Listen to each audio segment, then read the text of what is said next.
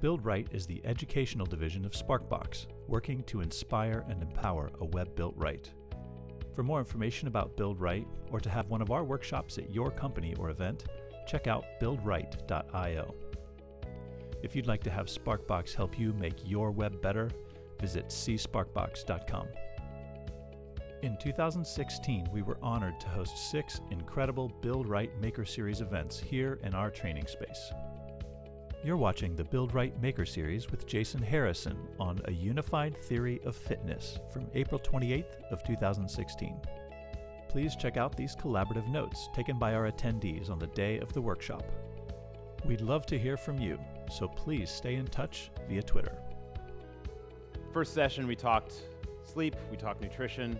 I wanted to make a point about nutrition that I forgot to touch on, which is tying together this thread that we talked about in the morning with regard to sleep, about the idea that it's not about discipline, it's about processes. So one of the most common things I deal with people who say, you know, I eat fast food 2 or 3 days a week, or when I have a new client, one of the questions I like to ask is, what did you eat yesterday? Because if you ask people, what do you generally eat? I eat pretty well, you know, I have like, you know, steel-cut, artisan, organic oatmeal, and then I volunteer, and then you hear all these this mythical version of like what they're eating. But if you say, what'd you eat yesterday? Well, yesterday was a little weird. Like yesterday, I had McNuggets for breakfast, but that was, you know, that doesn't normally happen. So if you ask, what did you eat yesterday? And so you can think right now, sitting at your desk, like, what did you eat yesterday? Now, if you ended up at a drive-thru, or you ended up eating pizza, or you ended up just kind of grabbing something at the last minute, don't think of this as discipline. Think of this as process. So if you went through the fast food drive-thru on Wednesday night because you worked late and your wife had a thing in the evening, so she wasn't home, and, you know, it was just kind of chaotic, the problem wasn't Wednesday night. The problem was Sunday when you didn't go to the grocery store, or Saturday when you didn't go to the grocery store. So it's a process. And I mentioned guilt and shame earlier. And the reason those emotions get in the way is if you're focused on the guilt and the shame, you never do the analysis. You don't get past the fact, like, I'm such a jerk. I ate McDonald's for dinner. And then often what happens is, I'm such a jerk, I ate McDonald's for dinner, like, what's the use? I'll have like 4 or 5 beers too. Like, we just kind of like give up on the whole thing.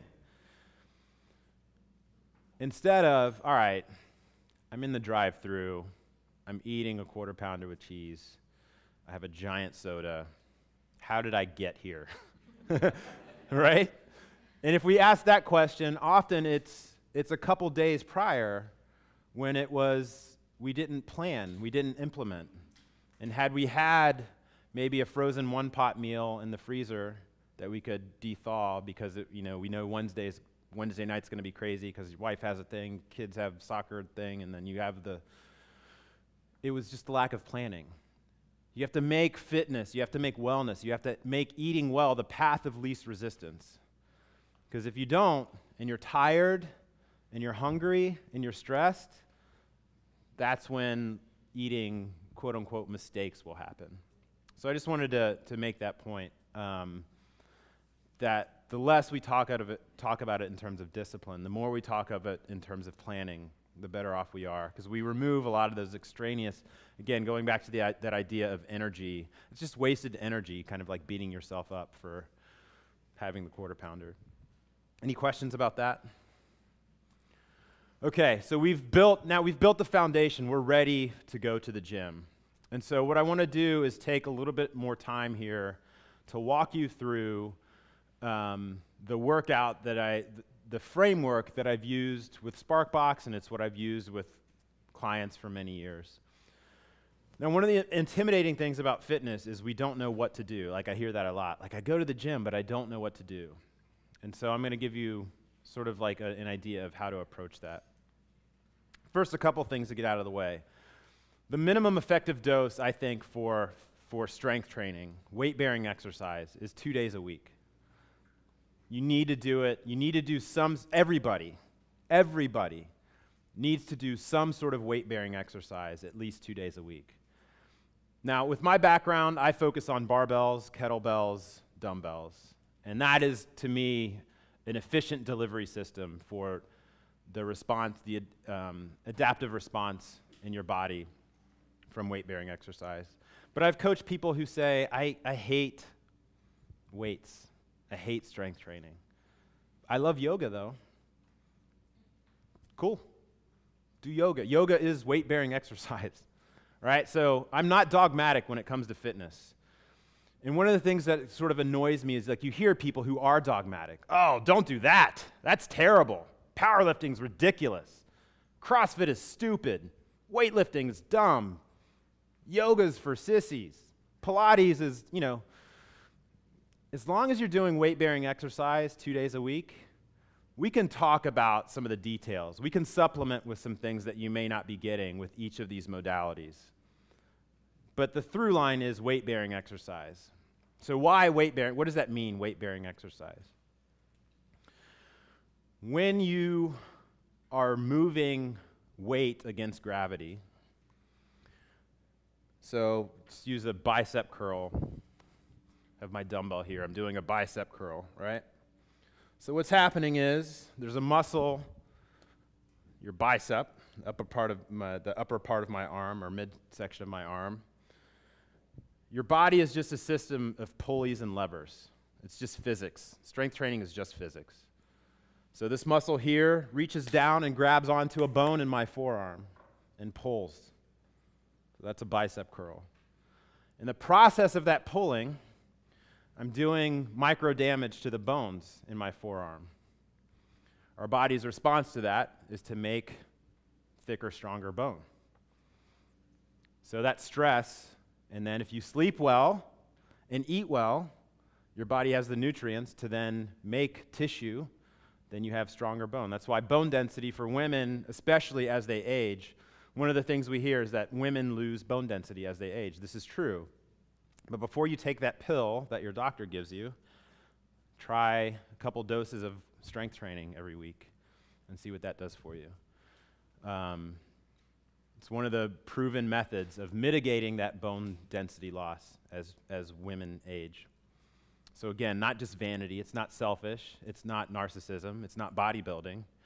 You're doing this to be healthy and you can, by the way, you can build muscle into your 70s. So that Ball State professor I talked about, he's, again, done this research, both with people who go into outer space, but then aging populations. You can still build muscle into your 70s. So, there's no reason if you're sitting here, you're watching, and you're in your 60s, you can start right now and get a benefit from this.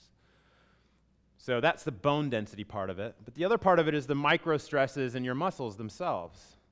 So you're moving something against gravity, and you're tearing away at these muscle fibers. If you're sleeping well and you're eating well, your body's going to respond by making stronger tissue. So then you get more muscle. And thus you're able to move better. That muscle will burn more calories. You'll end up getting leaner. So by weight-bearing exercise, we mean moving things against gravity's compressive forces, right? And that can be a yoga class, where the weight essentially is your body.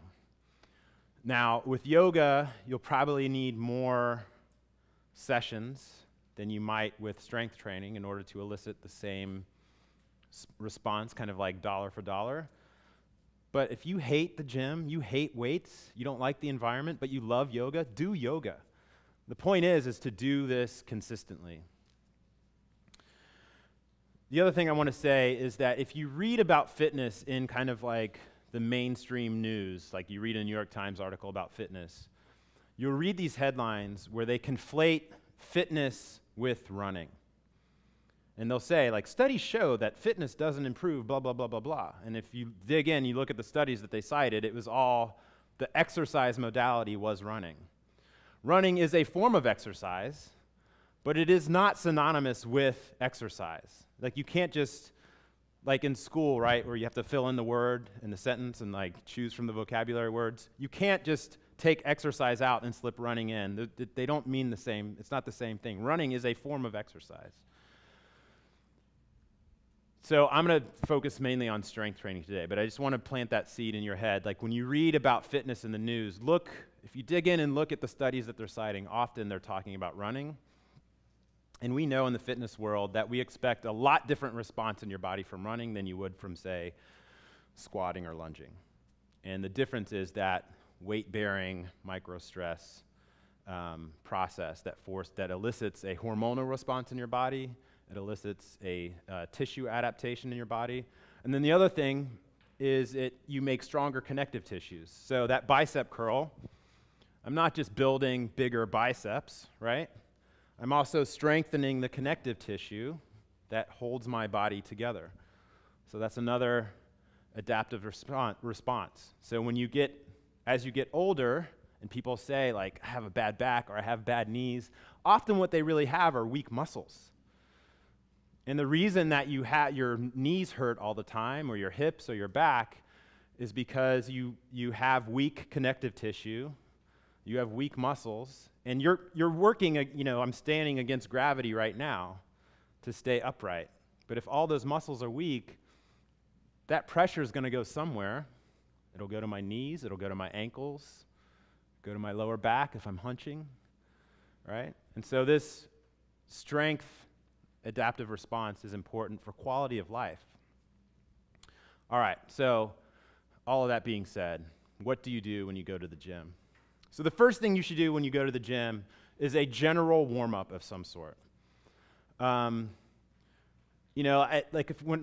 we travel, we go on vacation or whatever, I end up having to work out in commercial gyms, and so you see like what people are up to. And you'll see dudes, it's usually dudes. Most of the mistakes you see, by the way, it's mostly dudes. I just want to say that. So you'll see dudes come in off the street. That's how they walk. Boom, they grab their weights. They crank out some chest presses. They check Twitter. They tweet their workout out. No warming up has gone on. And that dude, in like a week or so, he's going to be like, my shoulder's a little crunchy. He's like, I don't know. And then usually he'll just ignore it and just keep doing the chest press anyway until it hurts so bad that he has to just stop completely. So what do the strongest people in the world do? And that's what I tend to do. I'm not the strongest guy in the world. And when Ben asked me to do this, that was one of my, I talk a lot about shame and guilt and stuff. Like one of the things that I thought was like, there are much stronger people that you could come in and have talk about strength than me. And so a little bit of me is just like, man, what if they know that I'm not like as strong of a deadlifter as like these guys that I follow, But the strongest people in the world, they warm up first. So if it's good enough for an 800-pound squatter, it's probably good enough for us. So the first thing that you do when you go to the gym is a general warm-up to elevate your body temperature, get blood flowing to your muscles, get some joint viscosity, so kind of like lubricate everything, and you're preparing your body for stress. So you can think of it as like an on-ramp. So you don't just get on the highway and go, in my case, like 90 miles an hour. I speed a lot. You get on the on-ramp first, and you're slowly preparing your body for stress. So the first thing is that general warm-up. That can be a walk around the block. That can be a light jog. That can be getting on the elliptical. It can be a rowing machine. But the point here is not to work yet. The point here is to prepare yourself to work.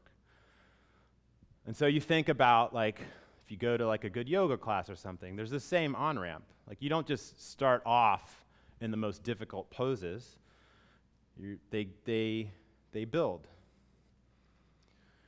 All right, so I've done my general warm-up. I've elevated my body temperature.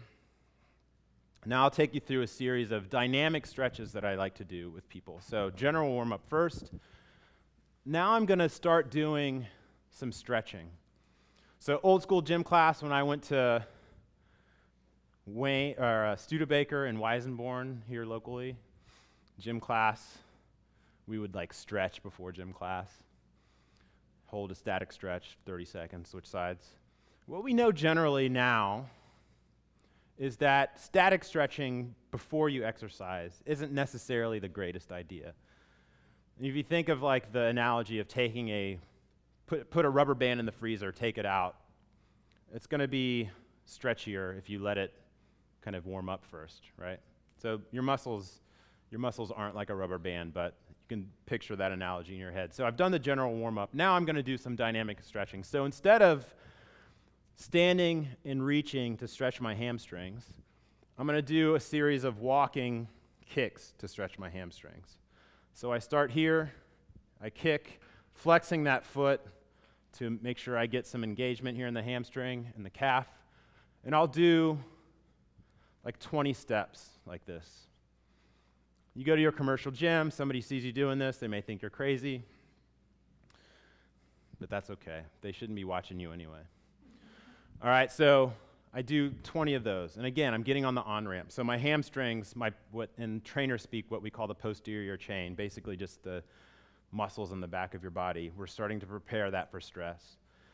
And then I'll do, and by the way, there's different versions of this. So like if you Google like dynamic stretching, is that annoying in the developer world? Like to say Google, like use Google as a verb? Like, is that, okay. You guys do that too? Okay. I didn't know if I sounded like somebody's grandmother, like use the Google machine to, okay, so if you just Google dynamic stretching or like go to YouTube, you'll see like all different versions of this, right? So I did my dynamic kicks for my hamstrings, and then I'll do this quads for the front of my legs, quad stretch. So I'm pulling my heel to my butt, and I'm doing this walking purposefully because I'm continuing to get blood flowing everywhere, and I'm continuing to move so that my body is prepared to move. So I'm not standing and holding statically. So I've done my walking kicks. I've done some stretching for my quads, the 4 muscles in the front of my legs here. I can also throw in the appropriately named knee hugger.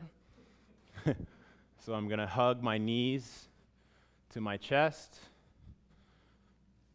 So I don't know if any of you are thinking, like, this looks different than sort of what you were expecting from a strength training perspective. Like, we haven't grunted yet. This is all sort of like the soft side, if you want to call it that, of getting strong. And if you ignore this stuff, that's when injury comes. That's when illness comes. Like if you work your body too hard, you don't allow yourself to recover, you're not sleeping well, you're not eating well, lo and behold, you get sick. And this used to happen to me a lot because I thought that, getting strong was all about just as hard as you can all the time, and I wasn't recovering, wasn't sleeping well, wasn't eating well, and then I would get sick. And finally I realized, let me look at what strong people actually do. Oh, they're sleeping well, eating well, they're warming up. So again, let's look at what the strongest people do and kind of mimic that. We can apply that to our own lives. So I did my walking kicks, I did my quad stretch, I did my knee huggers. There's also there's a muscle called your piriformis, kind of like in your butt cheek, that you can do like a walking piriformis stretch. This one can be difficult for people, so I've started to phase this out a little bit with clients because some people lack the mobility to keep a good posture while doing this. So what happens is they bend way over, and it's not necessarily the best position. So what I'll do instead is I'll have them either imagine a row of hurdles, and I just have them kind of like open up their hips and step over about 10 hurdles, and then step over the same 10 hurdles going the other way. So now, even as I'm just talking to you, I sweat a lot anyway, but I'm starting to get a little warm here just from demonstrating it. And that's what you want. For your upper body, it can be just as easy as 10 big arm circles forward, 10 big arm circles in reverse. So now I'm feeling pretty warm. There may be some days that you go to the gym where you did your general warm-up, you did your dynamic stretching, and you don't feel ready to work out. And this happens to me, like as I have gotten older, just turned 40 in February, these warm-ups have gotten longer and longer. And there's just some days where that's just the way it be, right? Like you just need more of a warm-up. So sometimes I'll go through that whole thing again. Sometimes I'll take a little bit longer on the general warm-up portion, but sometimes you just have to listen to your body. And so this idea of mindfulness is another word. It sounds like Oprah woo-woo. But mindfulness, all that means is being aware of what's going on in your body without judgment. And so it's not like, I'm so old. It's like, no, my body just needs a little bit more of a warm-up today. If you don't have time to properly warm up, you don't have time to work out. So let that sink in. If you don't have time to properly warm up, you don't have time to work out. All right, so the framework I keep teasing like a bad Fox sitcom. Here's the framework. 2 leg, 1 leg, push-pull, push-pull. And there's different versions of that. Like some people throw a hinge in there too. And I'll explain what that means. But 2 leg, 1 leg, push-pull, push-pull. The 2 leg is a squat. The 1 leg, and I'll show you all these. The 1 leg is like a lunge or a step up or a reverse lunge or a walking lunge. The push-pull, push-pull, you're going to press something horizontally, pull something horizontally, so push-pull. You're going to press something above your head, vertical push, and then pull something down, vertical pull. If you do those 6 movements, you will be dealing with every major muscle group in your body. The more time you have, the more you can add into that mix. So if you're somebody who has like 6 days a week to work out, and you want to throw in some bicep curls and tricep extensions and to work the arms, do that if you have the time. But again, dudes, and this is my dude door over here, they walk into the gym, I see this all the time, boom, boom, grab my 30s, I'm in the mirror, and I'm working my biceps, right? And what they end up with are like arms, but their back is weak. They can't do a full squat. Their wife asks them to do something, and they can't really make it happen because they're, they have nice arms though. And so that's the dessert. So if you want to work your arms, that's dessert. You wait, like my grandmother waited to eat her piece of bread with her jelly at the end of the dinner. She ate her vegetables and her protein first. The vegetables and protein when it comes to working out are those squats, lunges, pushes, and pulls. So the dessert is the bicep curls and the tricep extensions. Women often will come to me and they'll say, how do I work this? And they don't have a word for it, but they just kind of shake their arm around, this. And they think like, well, I need to do a bunch of tricep stuff, right? And it's like, no, what you need to do is squat.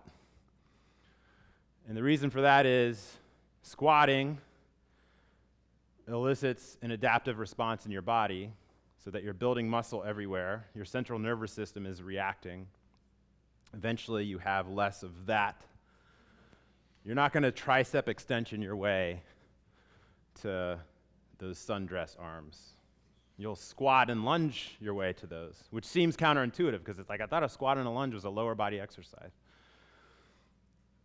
But a squat is actually a full body exercise. So the first place I'll start with people, the first thing I have them do, everybody at Sparkbox can attest to this, is I'll have people squat. So the way, after I've warmed up, the way I teach the squat is feet are slightly turned out. I want to create torque in my hips. So some people talk about spreading the floor with their feet. Just like we talked this morning, how are you sitting? The 3 points of contact with the feet, ball of your foot, fifth metatarsal, and and your heel. Those 3 points of contact are there. Keep my chest up, and then I drop down. Optimally, I can drop my hips below my knees, and then I stand up. So that is a squat. That's the most important thing you can learn how to do, because it's something that all of us do every single day. And it's a good predictor of, like, if I can watch somebody and they can squat well, generally, they can move pretty well in other ways. But if I get somebody and they come in, and you'll see this a lot, they try to squat the first time, and their heels lift off the ground, and they're kind of like this, and they're like, oh, that hurts my knees, right? So if I squat, if my heels are off the ground, where's the torque going to go? It's going to go to my knees, right? If my heels are down, active feet, I spread the floor, I drop down, my glutes are engaged, big strong butt here, hamstrings, quads. Then I can share some of that torque, some of that pressure coming from those compressive forces of gravity across big muscles rather than forcing them into my knee. So whenever you're squatting, feet are on the ground, try to drive through those heels, but my toes aren't lifted either. It's active foot, and then I drop up and down. So people think of squatting as like you have to have a barbell on your back. I don't know if there's anybody, there may be one or two people at Sparkbox where I, like session one, put a bar on their back. But for the most part, people aren't ready to have that kind of stress. So what I'll have them do is what I call, not what I call, I didn't come up with it, a goblet squat. There's this famous strength coach, this guy Dan John, who popularized the goblet squat. So you should look up Dan John, great strength coach, legendary. He popularized this. So I have my dumbbell here. And so one lesson you're learning is that so far, you know, all those dynamics, all that stuff that we've done so far in the workout portion of this, you can do at home. There's no machines necessary. So there's none of that. I don't work out because I go to the place and then the machine is taken and I can't, there's no machines that you're gonna see here. There's one exercise, the vertical pull, that you may need a cable system for, but other than that, no machines necessary. Goblet squat. So named because it's like you can drink from a big goblet here. All the same rules apply. Active feet, chest is up, and I'm going to drop down, keeping my elbows tucked in. Drop down, elbows are between my thighs, and come up. So that is your goblet squat. Only done after you've done your general warm-up, dynamic stretches. Before I load anybody, before I would give you that dumbbell, I would have you do 10 air squats first. Why 10 air squats? So we did our general warm-up. We're ready. Why am I doing air squats before I do the loaded version? And it's because I'm getting that movement pattern set in my body. So again, dudes coming off the street, I see this, you see a lot. They go to the squat rack, they grab the 45-pound plate, boom, 45-pound plate, boom, bang out like 10 squats. What do the strongest people do?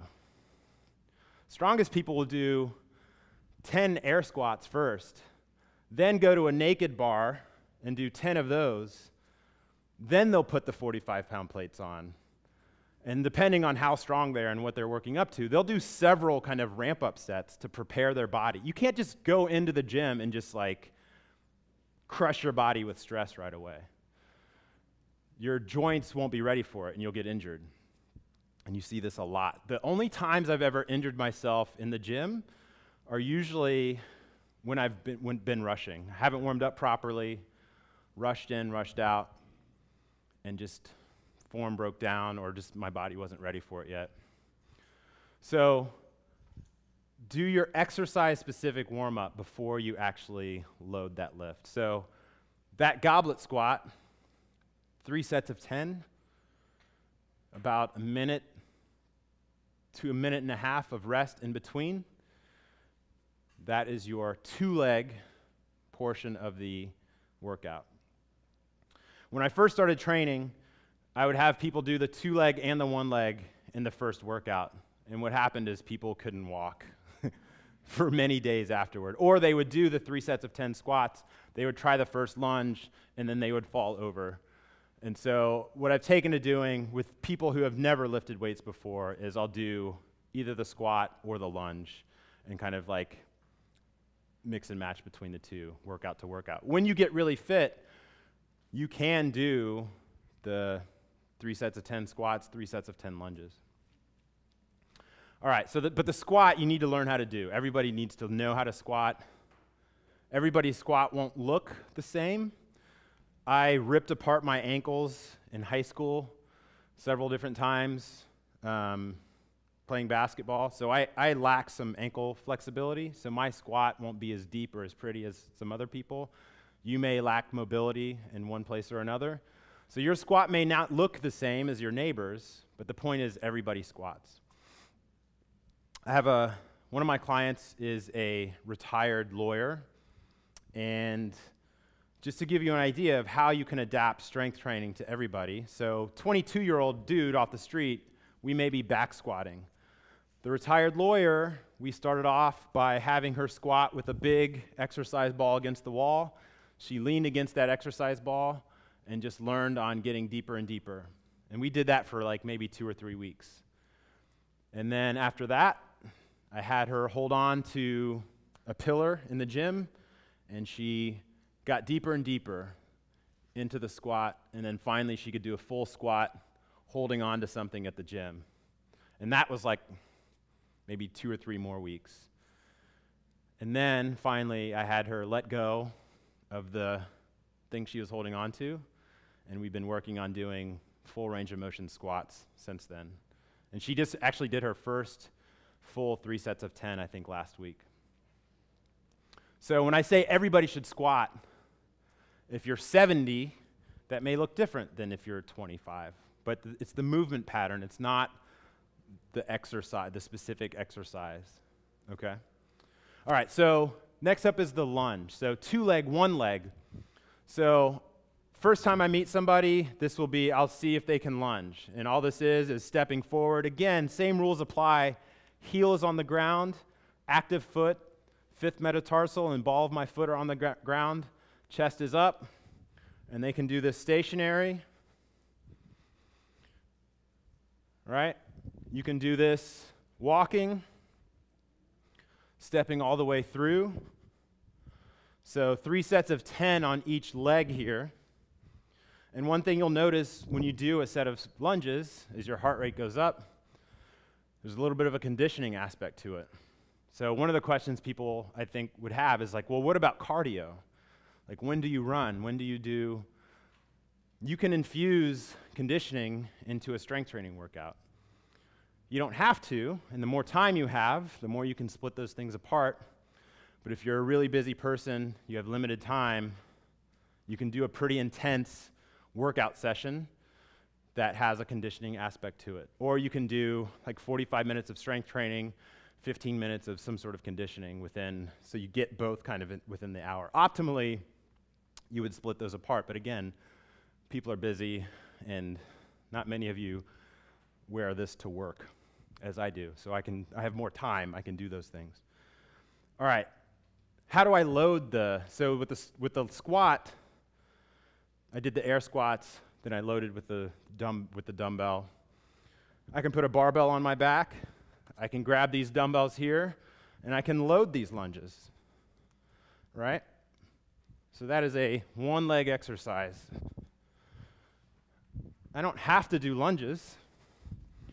If I want to do another 1-leg type exercise, I can do a step up. I can have my microphone fall off. Any questions so far while I try to navigate this? Any questions about anything? Like single leg deadlifts, does that count as a single leg? Yep, single leg deadlift. So I mentioned kind of in passing a hinge movement. So a deadlift is, so the question was, does a single leg deadlift count as a single leg movement? The answer is yes. It also counts as a hinge. So a hinge is where I'm basically flexing and extending at the hips.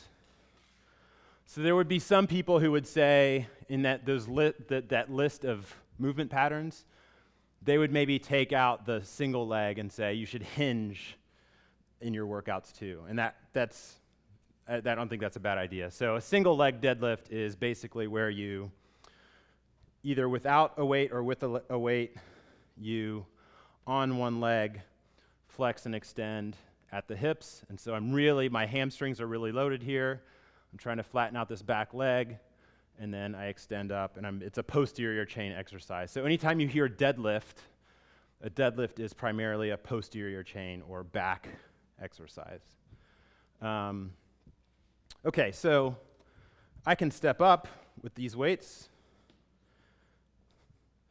right? So this is a single leg movement. I can bring this leg all the way through if I want, or if I'm able, I can bring this leg all the way through, land, and then do a reverse lunge, and then do it again. The point is that I didn't say everybody has to lunge. I didn't say everybody has to do the same kind of squat. I just said everybody has to squat. Everybody has to do a one-leg exercise. So some of the intimidation of the gym is, well, what if my machine is taken? Or what if I'm traveling in a hotel gym? They don't have all the stuff. You can get rid of all that anxiety because it's just movement patterns.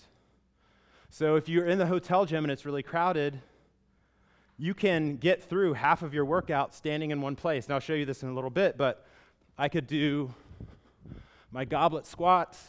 I could go right into an overhead press. Then I could go right into a row. I could flip into a chest press, right? I haven't moved. So there's no reason to get intimidated by a crowded gym. If you're using free weights, you can get everything done you need to get done in a pretty small space. 2-leg was the squat, goblet squat, back squat, front squat. 1 leg was a single leg deadlift, lunge, walking lunge, step up with reverse. All right, so we got the leg stuff out of the way. Next thing we're going to do is we'll do our vertical push.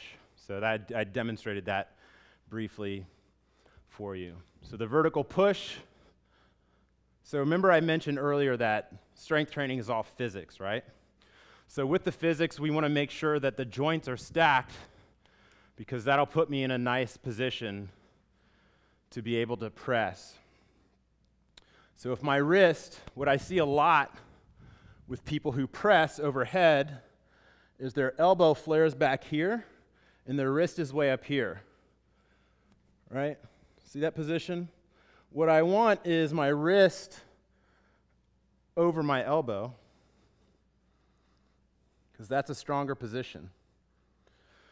When I'm doing it the other way, when I'm here, gravity is always working on us. So if gravity is pushing down on here, it's going to be hard for me to just hold the weight. Like I'm going to be working just to hold this weight here. Whereas if I'm here, gravity is working, but I'm holding the weight with my whole body, right? So I do 3 sets of 10 with the dumbbell, overhead press, right? Rest my minute to a minute and a half. Now, in order to build balance into your workout, I talked about that push-pull aspect. As long as you're pushing in the opposite direction, as long as you're pulling in the opposite direction that you're pushing, then you have balance. Remember our dude? He's back. He's back. He put on his Axe body spray. He's here. Boom. He's going to bang out some chest presses. Got to work those chesticles for the ladies, right? I'm going to do some chest flies too. We see this guy. We recognize him. This guy has a swole chest. It is swole. Like he's got, but he's also got this kind of like posture. He kind of walks around like this, right? We see him. The reason he's pushing all day long. Pectorals are developed, deltoids are developed. Weak back though. This guy with the big chest, the swole chest, he's okay at the club, but don't ask him to help you move. Because that's the guy who can't pick anything up because he's got a weak back, because he's never pulling. So when you see that posture, you know that's somebody who's doing a lot of pushing in the gym but no pulling. So if I do that overhead press, easy way of doing it is just following that with an overhead pull. So in your gym, this will be the one machine or cable that you want to have access to, and it's called a lat pull-down. Generally, with a lat pull-down,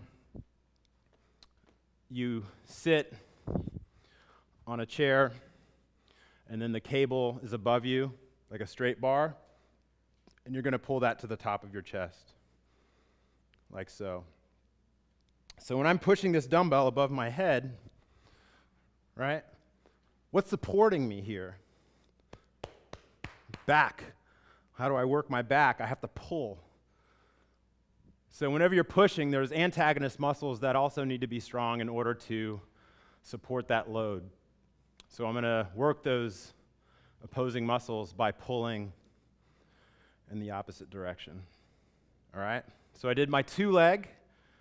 Well, first I did my general warm-up. I did my dynamic stretching. I did my exercise-specific warm-up. I started my upper body movements. And so what I would do before I do that overhead press, I usually have people do with 5 2-pound dumbbells, just lubricating the joints with some external rotation, moving that shoulder. One thing about your shoulder is that it's very flexible. It's the most flexible joint in your body. It goes in all sorts of different directions. But that flexibility comes at a stability cost because it's held together. When people say shoulder cuff, it's actually 4 muscles holding your shoulder together. So those 4 muscles are relatively small. So we really want to make sure we warm those up before jumping into our working load here. So general warm-up, dynamic stretching, exercise-specific warm-up for both legs and upper body. I did a press above my head, 3 sets of 10, about a minute to a minute and a half of rest. Did a lat pull-down. And by the way, this lat pull-down can look like a lot of different things. Sometimes it's a straight bar. Sometimes it's like a little triangle attachment, so I can do a close grip. Sometimes it's a small bar, so I may do a supinated grip lat pull-down. If I'm strong and I'm pretty fit, that vertical pull can be a pull-up. So I can go to the pull-up bar, and I can do sets of pull-ups. Again, it's the movement pattern. It's not the specific exercise. So people say, like, I don't know what to do.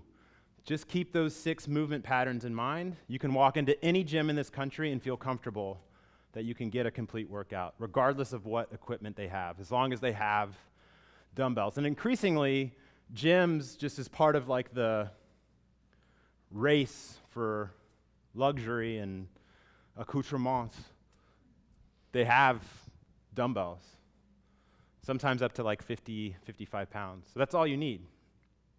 Are you going to set a powerlifting world record? No, but it'll keep you moving on the road. So the old excuse of like, well, I was working out, but then I was traveling. If you stay at a decent hotel, and by the way, like if you're traveling for work, that would be one of my things that I looked for. is, what does the hotel have a gym? What kind of gym does it have? If the hotel doesn't have a gym, use your very own Google machine to find gyms in a radius around your hotel and go. So again, it's back to planning. It's not discipline. It's not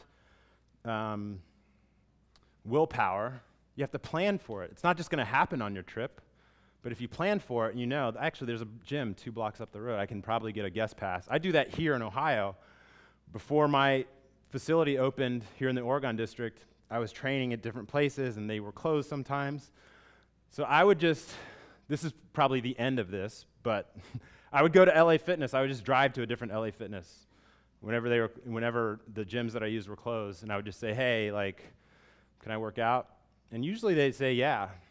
Like, just as a free thing, you know, they want you to come in and try out the gym, and so I would just go to different ones. And so if you're on the road, you'll be able to do this. Like when my brother and I took a trip to New York a couple years ago, and I just called ahead, and I said, hey, we're going to be traveling, we're going to be in town. They gave me a free week guest pass. So gyms will do this. Traffic is, you know, that's what they want. So when you're traveling on the road, chances are there's a gym nearby or in your hotel that you can use. All right, so we did our vertical push, vertical pull. Now we're going to do our horizontal push. Now this is confusing because I'm going to be lying down. I'm going to be pushing these weights up, but it's a horizontal push because we think of just like the anatomical position of like the body. And so it's a horizontal push because I'm pushing this way. All right, so I'm going to do my chest press. I'll do 3 sets of 10 here. All right, do 3 sets of 10 on the chest press. Now, with all of these pressing movements, there's different ways you can do it. So people talk about, like, one of the biggest fallacies that you'll see, I think less now than when I first started training, is like muscle confusion. You need to confuse your muscles. You're not looking for muscle confusion, you're looking for adaptation. The adaptation is increasingly heavier weights. So I've trained like a number of women over the years, and they say, well, I have weights at home. Cool, you have weights at home. Like what? I have some 5s and some 8s. The 5s and 8s should last you about like a week. Your body's not going to change from moving 5 pounds. So you're trying to force that adaptive response. So it's not that you need confused muscles. You just need muscles that are consistently being introduced to a new stimulus. And that new stimulus is just heavier weights. Now, to the extent that you do want to change things up, because boredom is an actual part of this, so let's go back to the overhead press. You saw the chest press, overhead press. I can do this with 1 dumbbell. I can do a reciprocal movement where I'm moving both dumbbells at the same time. I can do this where I'm holding 1 dumbbell, pressing, right? So you get that, what we call an isometric hold with the opposite side. It's just an overhead press. So I can do that with a barbell. Remember, it's movement patterns, it's not specific exercises. So I did my chest press. Now I'm going to do a horizontal row. Horizontal row, I'll use this bench, and I'll use the muscles in my back to pull this weight toward my body. So this is where we get rid of the Axe body spray guy with the hunchback. This is how we get rid of that hunch. Because those strong muscles in my back, my scapula will be kind of pulled in a nice position, move along my rib cage with good movement. So that horizontal pull is kind of the opposite movement of that horizontal push. 2 leg, 1 leg, push, pull, push, pull. All right, now that horizontal row at your gym, it could be a seated row machine where you sit and you grab the cable You pull it towards you, right? Seated row. It could be the bent row that I just showed you. It could be with a barbell, where I'm pulling it to my chest. I could do this with 2 dumbbells, right? So it's just the movement pattern. Yes? So football practice, they have a bench press, and so you know how we go on the bench, and so you elevate the bench to like where it's like Yep. sitting right there. Like the incline bench? Yep. You incline the bench, and you take a weight like a barbell, and you like pull it towards you. Does that count as one too? You pull it toward, like where you're sitting on the incline bench. Oh, you're on your stomach, and then you're pulling it. Gotcha. Yeah, so that would be your row. That would be your horizontal row. Yep. You got it. It's funny, like when I was in high school, the basketball players would go, our coach would have us like go into like the Nautilus room, and we would just do, like we would sit on each machine, and we would go through each machine like twice. And that was our strength training. The football players were doing like the good stuff. And I was wondering, why are the football players all like swole and like filling out their t-shirts? And I'm like so skinny that like if I turn sideways, where'd he go? Like, it's because they were deadlifting, squatting, pulling, and I was sitting on a Nautilus machine doing curls to 15. By the way, you go to the YMCA, you go to your local Y, and this isn't the YMCA's fault. Like they are the first entry point for a lot of people for fitness. But what do? Your orientation, you go in, they show you how to use the machines. So for a 65-year-old who walks in off the street, who lacks some hip mobility, maybe has some shoulder issues, what good will it do for them to sit in a machine and do the bicep curl? Not much. They're not going to be more mobile. They're not going to get much stronger. The adaptive response isn't going to be great. So what will happen a lot of times with that person is like, I tried working out. It just nothing happened. So you have to do the right stuff. It's not just about going to the gym and doing stuff. You have to do the right stuff. All right, so I did all of my movement patterns. Now is the time when I can do, if I want to work on some abdominal specific stuff, I can do that. But then when I'm done, now is the time where I can do those static stretches. So one of the best tools you can get is a yoga strap. So you can stretch your hamstrings. So imagine I'm lying on the floor here and not on this bench. But if I'm lying flat on the floor, I have my yoga strap here. I can do a self stretch here with the strap, pulling, keeping my knee straight, getting to the point where I'm comfortably uncomfortable. Again, I'm on the ground here, so this leg is flat too. And I'm going to hold that for at least 30 seconds and then switch sides. Then I can also do a Piriformis stretch. So again, knee is over the ankle. This is not about leaning forward, this piriformis. So what I'm after here is this, my glutes and my hip. So if I'm here, I can already feel this stretch. If I want to get a little bit more, I used to work with this Pilates instructor in DC, and he called it a sensation. Most of us could just call it pain. But he was funny because with his clients, he'd be like, if you do this, you get a little bit more sensation. And it's just like, no, Chris, that's pain is what that is. Push down on this knee, lean forward slightly with good posture, though, and you can feel that hip engagement, right, or the piriformis. So I did my dynamic stretching. I did my general warm-up. And I keep repeating this just so you get the feel. General warm-up, dynamic stretching, exercise-specific warm-up, working sets. Then I end with the static stretching. And there's some dispute about like the utility of static stretching. So one of the things people say often is, you have to stretch to get more flexible. And there's a difference between flexibility and mobility, and what we're after really is mobility. Flexibility is good, but mobility is the ability to kind of like move through space. And so we build that mobility by, when we're doing that overhead press, going through the full range of motion, right? So I'm not stopping here and doing that.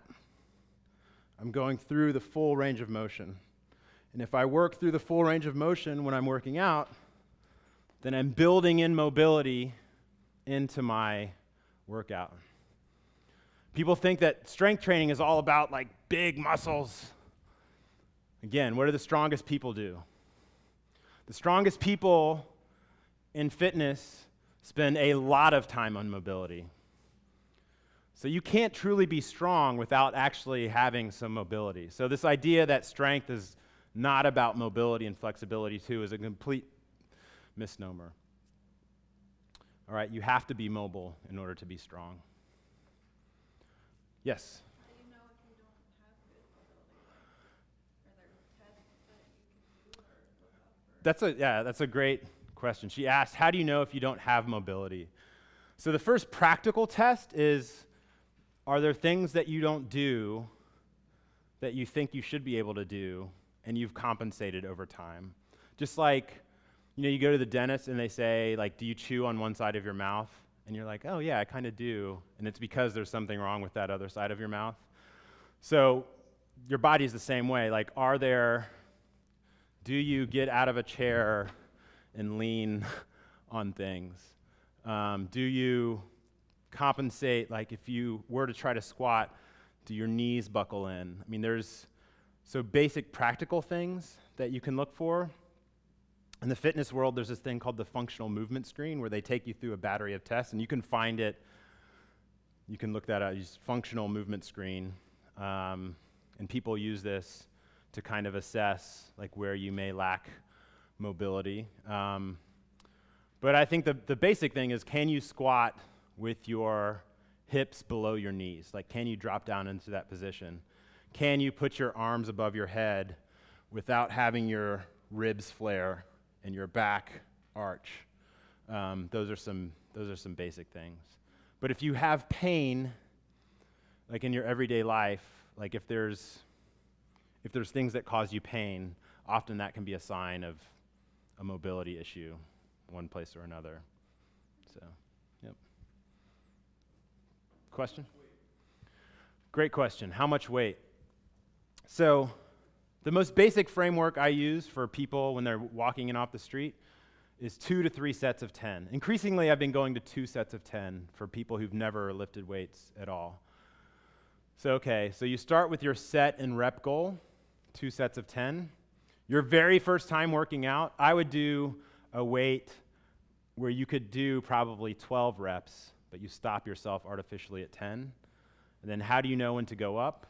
There's no assigned number, so Marshall will be able to lift a different amount, than somebody else. It's based on you. So if 5 pounds overhead for 2 sets of 10 is hard, then you stick around that for a while. Once you can do 3 sets of 10 with those 5-pound weights, do the 7.5-pound weights or the 10-pound weights next time. Then once you get to the point where you can do that for 3 sets of 10, then you add weight. And it's incremental. And by the way, you can do that basically forever. It's not linear forever, so if that were the case, we'd all be 1,000-pound squatters. But that process of adding just a little bit of weight, little bit of weight, in the beginning especially, that 3 sets of 10 basic framework will work for quite a long time if you've never done anything. So when you feel like 3 sets of 10 of a weight is easy and you can manage it, then add 5 to 10 pounds. Yep. What's the strategy for push-ups and pull-ups because it's your body weight? So if I can't do 10 reps. Yep. Great question. So he asked about what's the strategy on pull-ups. If I can't do 3 sets of 10 of a pull-up, what's the strategy there? So you'll need to you'll need to scale that for yourself. So imagine I step up to my pull-up bar at the gym, and I have my bench here. I grab the bar, and I'm going to use my legs to give myself a little bit of an assist. All right, so I'm pulling up with my legs, or if it's, you could be on a box, and some of the Sparkboxers, I've done this with them, where they're on the box, and let's say the bar is like here, and I jump with both hands. I hold myself into that perfect finished pull-up position, and then I lower myself down slowly. Does that make you picturing that? So the idea there is that by working the eccentric part of the movement, like the negative part, I'll also get stronger on the concentric part, and then eventually I can pull myself up.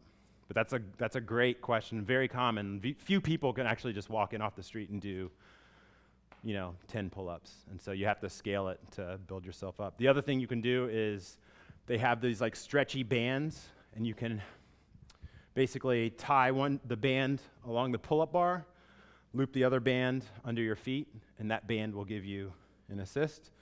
And then in some gyms, they have an assisted pull-up machine where you basically put your knees on a platform, and there's weights that kind of counterbalance, and you can set basically the less weight you set on the machine, the less of a assist you get, and then you can pull yourself up there.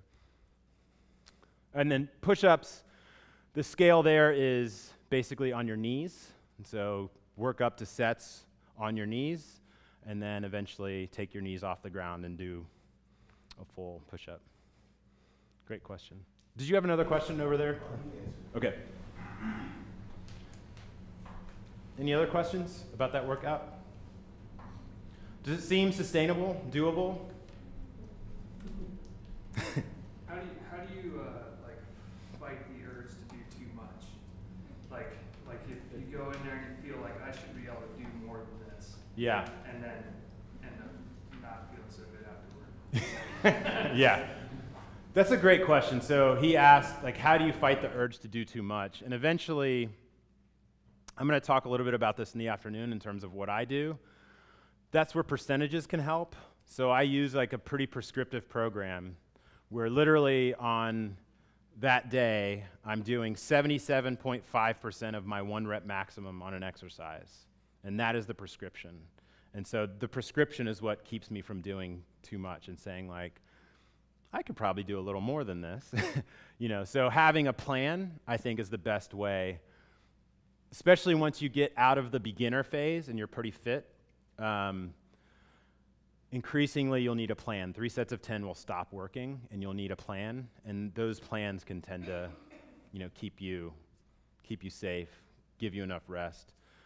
The other thing I'll talk about in the afternoon session when I talk about my own workouts is planned deload weeks. So every 4th week in my own programming, I intentionally deload. So where I'm doing about 60% of what I'm actually able to. And what this does is it gives my body a chance to recover. And so it's kind of like you get more difficult through the month, deload, and then you step up the intensity. So strength isn't a linear process. Like you don't just, and that's what I used to do. I just kept like trying to add weight to the bar, and then I would get sick and I would get injured, and I wondered why. It's because I talked a little bit about tissue adaptation, joints, bones, muscles. But the other thing that you're stressing when you're working out is your central nervous system. And so what the strongest people in the world know is that the central nervous system is a component of that. And if you don't give your central nervous system a chance to recover, then you'll break down. And so you need to give your body a chance to catch up. And this is where I think strength is a keystone habit. Especially in American culture, what do we value? Like work, man. Like let's get up, let's go to work, let's get it done. And we go and we go and we go. And how many times has this happened to you or a friend of yours where they're just grinding it out for months at a time, and then when the project ends, they completely break down. They get sick, in some cases worse stuff. I know a guy who was doing a project for the government, and it was really, really intense. And at the end of the project, he just tears in his eye, like in the parking lot. He just completely broke down. And so one of the things we can learn from the strength world is planned rest. It doesn't make you weak, doesn't make you a bad employee. In a corporate wellness sense, you need to give your employees time to recharge, to regroup, and they'll be better, stronger as a result. Other questions? That was kind of like the longest section of just straight talking that I'm going to do. Does anybody need a break? Are we good before we go on and then we eat lunch? Okay. So we talked a lot this morning about sleep. Took us a while to get to the point where we talked about nutrition and then finally strength. And how do you pull all of this together? And this is where calendar matters and how we approach our calendar. I said before that you have to block off sleep first, right? And then you build around it. And you notice that I've repeatedly gone back to this idea of not talking about discipline, not talking about shame, not talking about guilt. You have to be an analyst. You have to ask yourself why you ended up at McDonald's. And usually it's because you didn't have groceries or a plan. And one of the things I've noticed increasingly is you're not even having conversations around food in your house. So pop quiz, what are you having for dinner tonight? Does everybody know the answer to that question? Some people do. If you don't know what you're having for dinner tonight, then that is part of the problem. You should know. You should have had a conversation at some point this week about what your Thursday looked like. Often what happens is, and not to be kind of like gender, I know this is in 1950, but like often what happens is I'll talk to guys and they'll be like, I don't know, like Shelly does the shopping and she does the. You ever talk to Shelly about like what is in the fridge, like what you're doing? It's all on her. So part of it is I have these conversations with like one half of a couple, and they've just ceded all of the responsibility for the cooking to one person. So there are no conversations around food. And then sometimes I'll be coaching people and I'll say, like, why don't you, like one of the coaching goals for you this week is to have a conversation with your spouse about food. And it's amazing the other conversations that blossom from that conversation about food. Oh yeah, actually, like Thursday, I have a sort of like a command performance happy hour I have to go to. So could you pick up the food? Could you go to the grocery store? Actually, could you like chop the vegetables and then people start talking. And it's amazing how many households this conversation doesn't even take place because one half of the couple has just ceded all responsibility to somebody else. So around this idea of calendar, you have to be having conversations around food too, and usually around schedule. Ben. So I just wanted to throw in a quick example from my life because when we first sat down, one of the things you talked about was the scheduling, and you said, so I'm the guy that you just described. Right? Well, my wife Trisha does this. She loves this stuff, right? She loves to cook. She loves to get us around the dinner table together. She does an amazing job at that. But we had this conversation, and I was like, oh yeah, we need to be talking about this. So I go home. I'm like, hey Trisha, like we should talk. We should plan out our meals. Like she's like, are you kidding me? I've been planning out our meals for like 6 months. Like so I will. With a word of caution when you approach that conversation. Yeah, right. Maybe look to see if some of that stuff's already being done and you just aren't paying attention like I was. Yeah, and that's actually a very good point because what I meant by that too is that you approach it not from the standpoint of like, why aren't we doing this? But like, how can I help? Right? So then it becomes a partnership. Food becomes a partnership, especially like one of the most stressful things for parents with children is around food. But if you create a healthy food culture in your house, I mean, kids will just be picky eaters anyway. So that's just part of the deal. But if you create a healthy food culture in your house where you're going to the grocery store and you're talking about like the way the peaches look, right? and the way the strawberry, the taste of the strawberry, like that is where you build a healthy food culture. I have to caution, like especially parents with kids, I deal with the adult version of the daughter who, like, people made jokes about her being chubby. Like, oh, she's husky, she's chubby. That stuff, man, like that's, so you think about the things we do to women's bodies just culturally, and you think of like a young girl growing up in our culture and some of the issues around body image, and you're making jokes, like you think it's a joke, like, oh, she's my big girl or whatever. When she's 27, she's still going to be walking around with that. So don't do it. And when you talk about food for yourself, you may be trying to lose weight, but don't talk about food in that way around your kids, because they will internalize that, and they're walking around with that into their 30s, and then they come to somebody like me to like try to help them out of that. Food is about nourishing, it's about wellness, it's about strength, it's about nutrient density.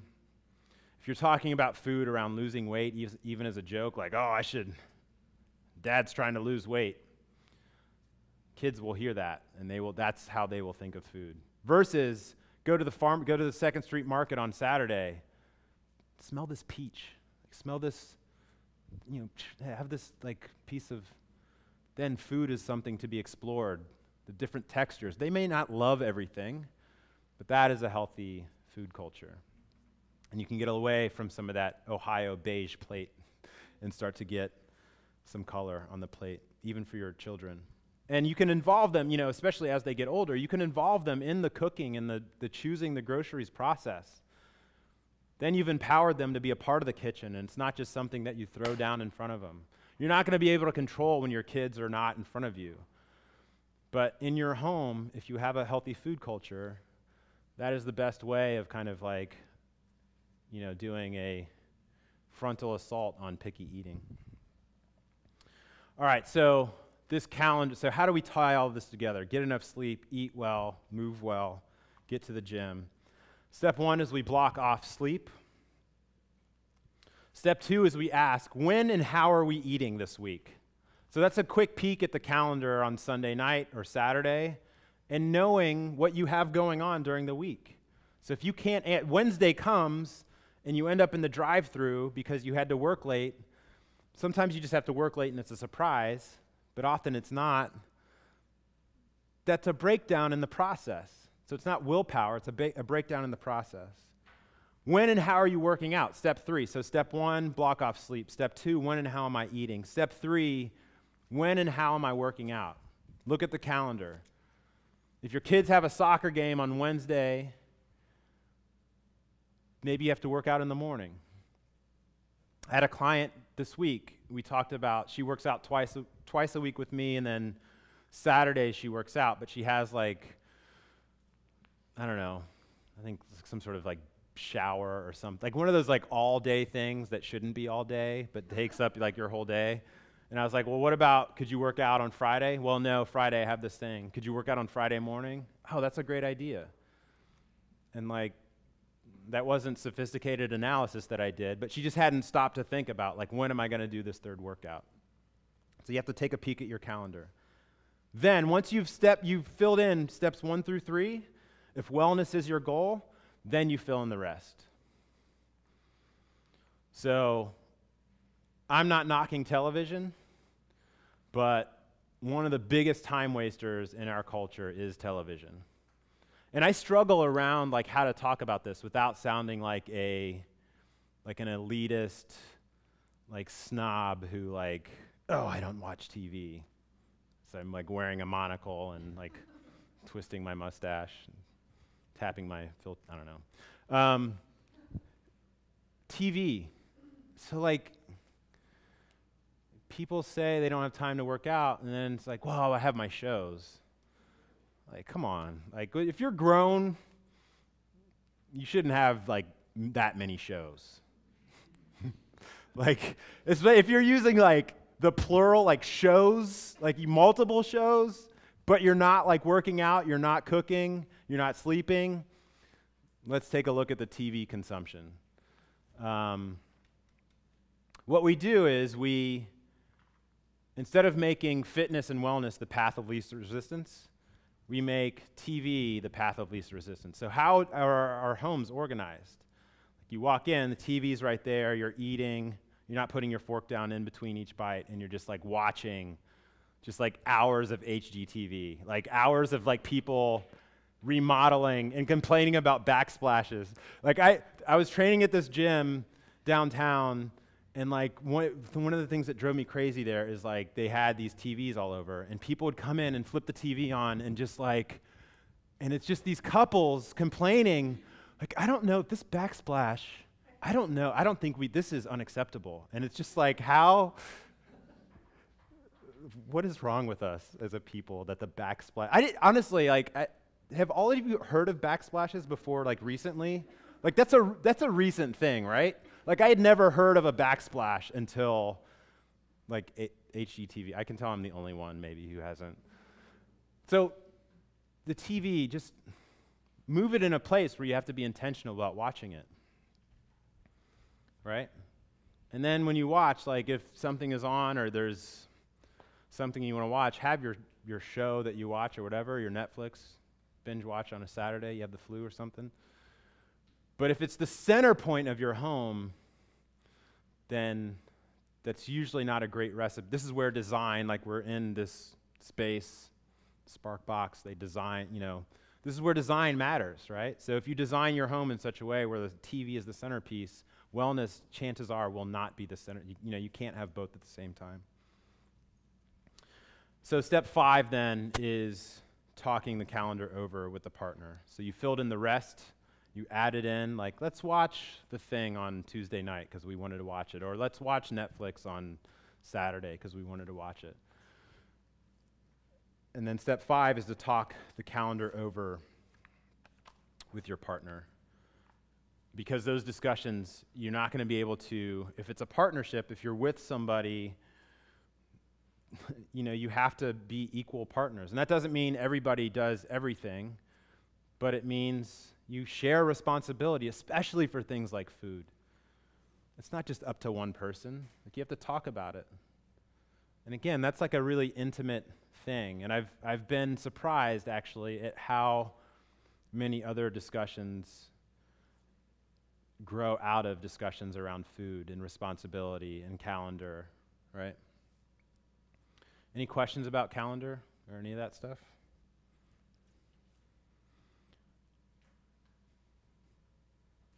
I thought you had no? Okay.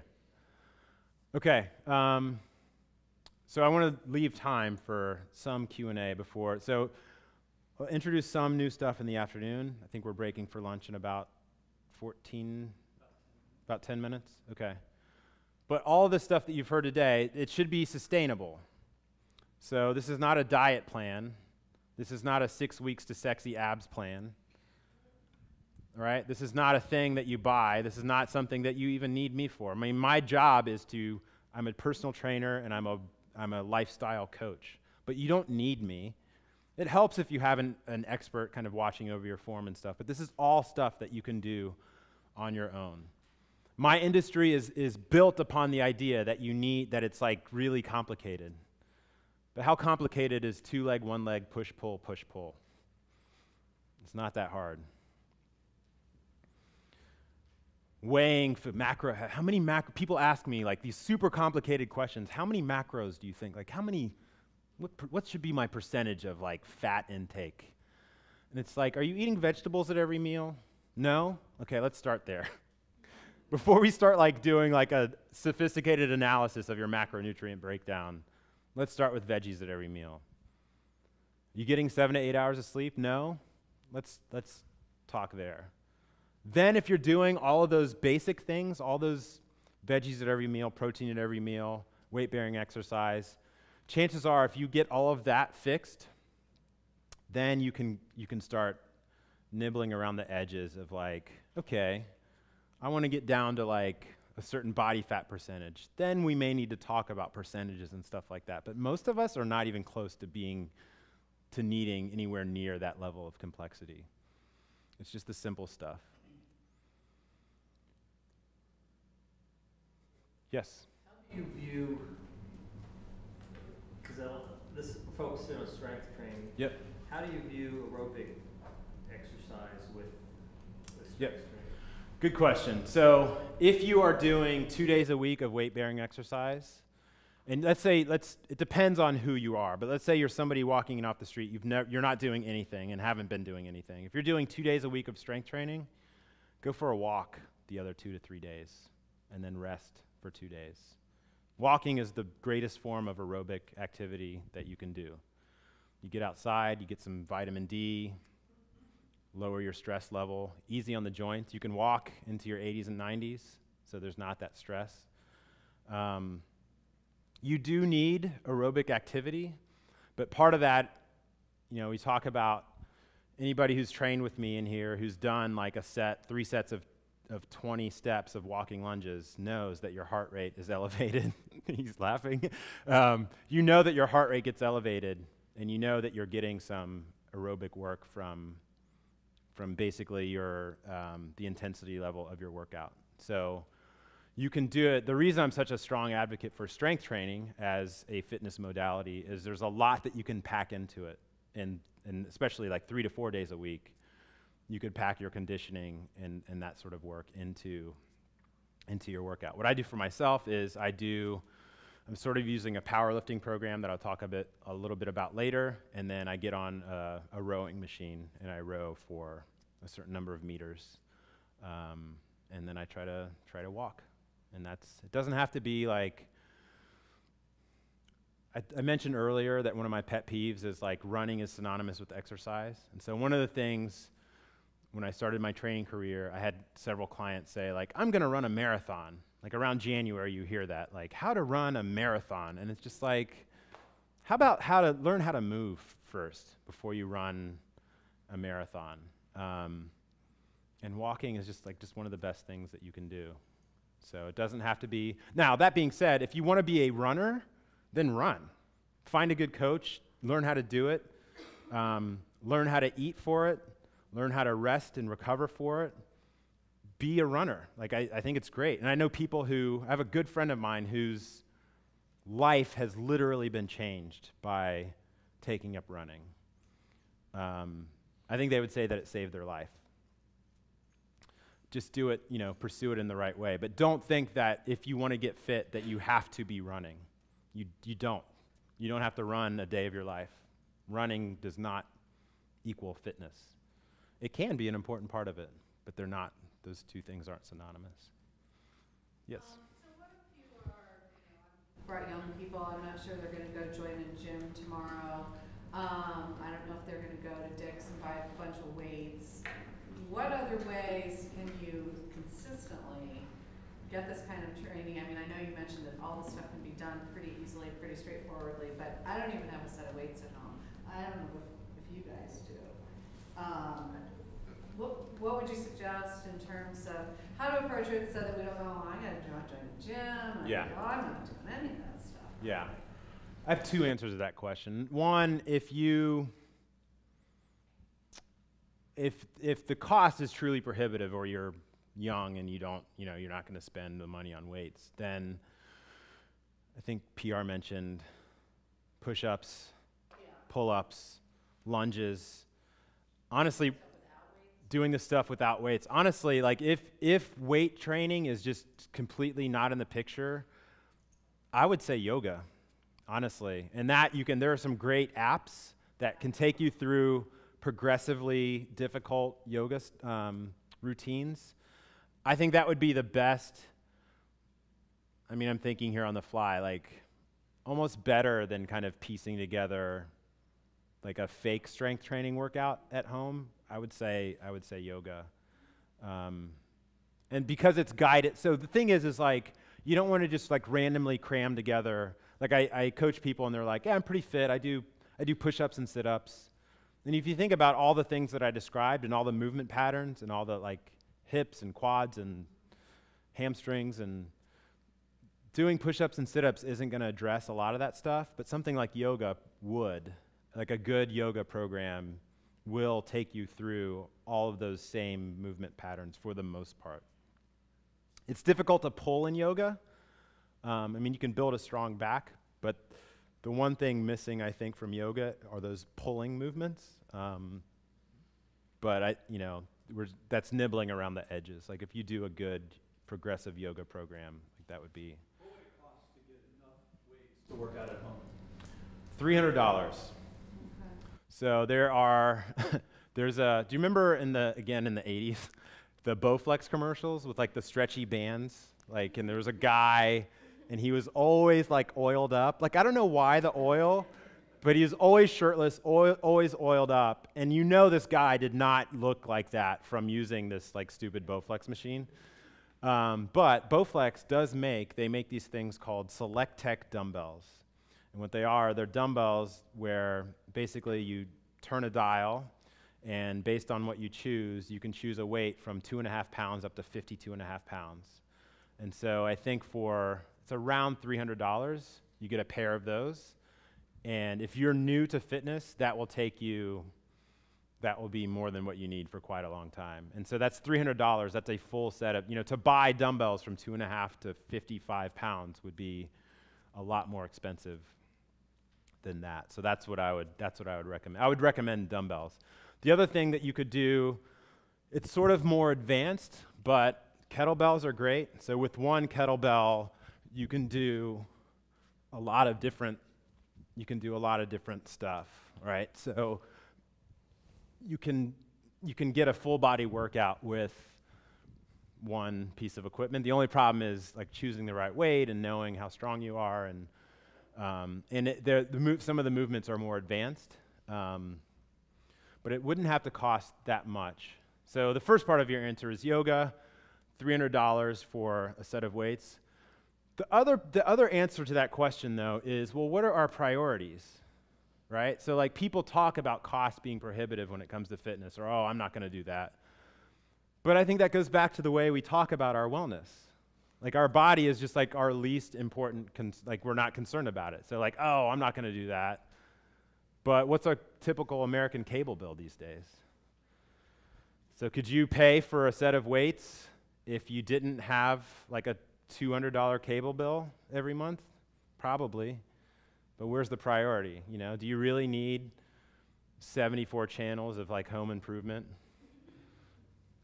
You can tell I really hate home improvement shows. Yes? I may also add too, if cost is a barrier, I mean there's second time around shops where you can use Yep. barbells or Craigslist or something. Yep, exactly right. Yeah, Craigslist is great for that kind of thing. And it doesn't, the thing about weights is they're pretty sturdy things. And so like if you bought like used dumbbells, like usually they're in pretty good shape. It's hard to like break weights, so they're usually in pretty good shape.